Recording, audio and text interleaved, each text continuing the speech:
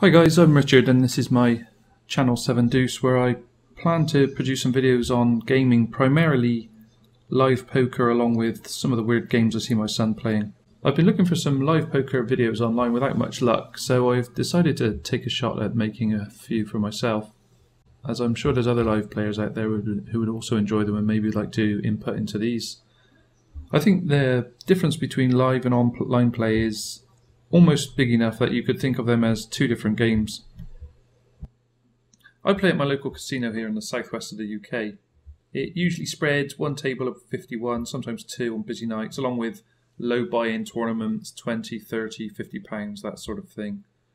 I would say 70% of the players here are bad. I'm not joking. Some would argue that it's more. They're here to gamble and that's exactly what they do. The other 25-30% are made up of, I would say, 20% competent players and 5% good players. I would place myself in the 20% of competent players, occasionally straying into both of the other categories. The good players don't play very often, thankfully. They are usually seeking their fortune online. They sometimes venture down for a night out, a few drinks and a social game.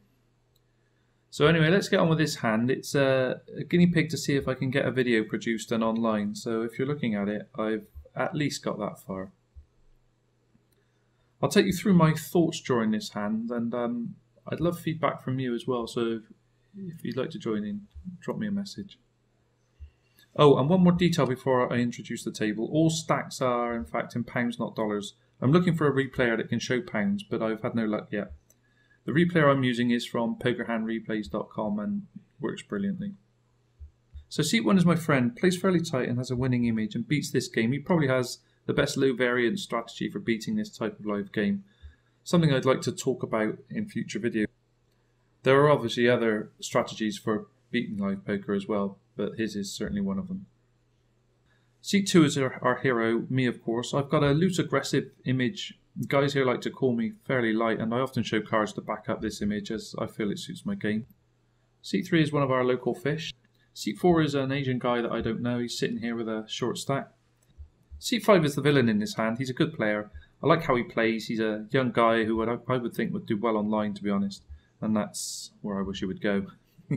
Likewise for seat 6, he's another good young player. Seat 7's a rock, sitting there, short stacked. I've not seen him play a hand really. I think he's waiting for the nuts. Seat 8 is another competent young guy. Though not as good as seat 5 and 6, he still plays a good game, and he's one of the guys who enjoys calling me light, or at least it feels that way. Seat 9, another short stack unknown, keeps reloading for 20 or 30 pounds. So as you can see, I'm on the big blind with kings. Happy days.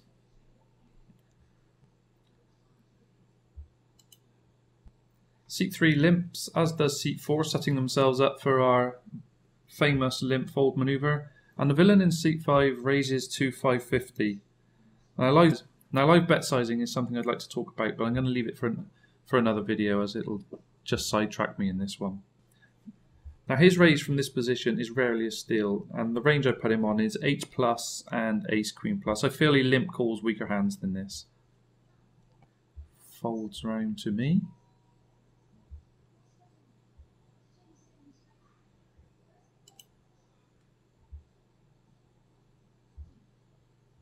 Now, I decide to 3-bet to 15. My thinking is that I want him to call with weaker hands, and I'll find out now if he has a super strong hand. 15 is a little light in this situation for a live game, but as I say, I'll talk about bet sizing another day. And we get the 2 folds. Brilliant. Well done, guys. And our villain raises to 35. Now, usually alarm bells would be ringing for me here, and I may consider raise folding at this point. This player usually acts very quickly, but this time spent some time thinking and looking at me before raising. I didn't think this was an act, as I've watched him play a few times, and when he thinks for a while, it's always been genuine. As I said, he usually makes quick decisions. I decide that this isn't aces. Once again, live tells are something I can talk about in another video, but I strongly believed I was still ahead. I have the option to raise here, but feel I'll make him fold worse, so I elect a flat call. I'm trying to deceive him into putting me on ace king and medium pair type hands, As I say, I've not got him on aces, I've got him on a worse hand than me at the moment. I also have some history with this guy. He's seen me bluff raise a river a few hands ago where my hand was shown and I had king high. I've also squeezed a few pots which he's been involved in pre-flop and made him and others fold where he's not seen my card, so he's probably quite suspicious of me. Anyway, as you can see, the flop is great for me. My only problem is getting as much of his stack into the middle as possible.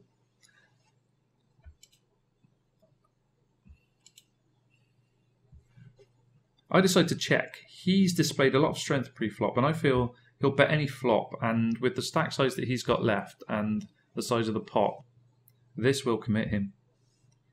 Surprisingly, he checks it back. Now I'm confused. What can he possibly have and check that flop with? Queens maybe? Ace king, I can't see it. Set of jacks, most likely right now. Tens perhaps. Ace of clubs on the turn feels like a great card for me. If you miss that flop, surely you hit the turn.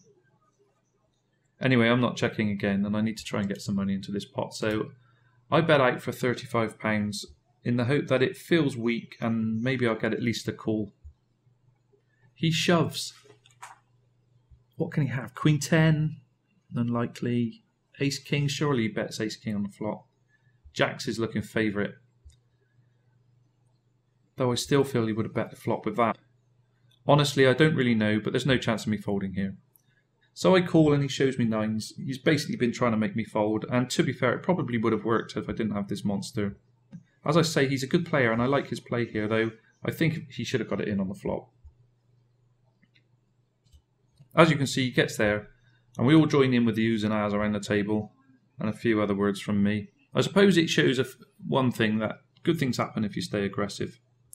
Anyway, I hope you've enjoyed this video. I'm making a few more and would really appreciate your input, especially from any live players out there. Bye.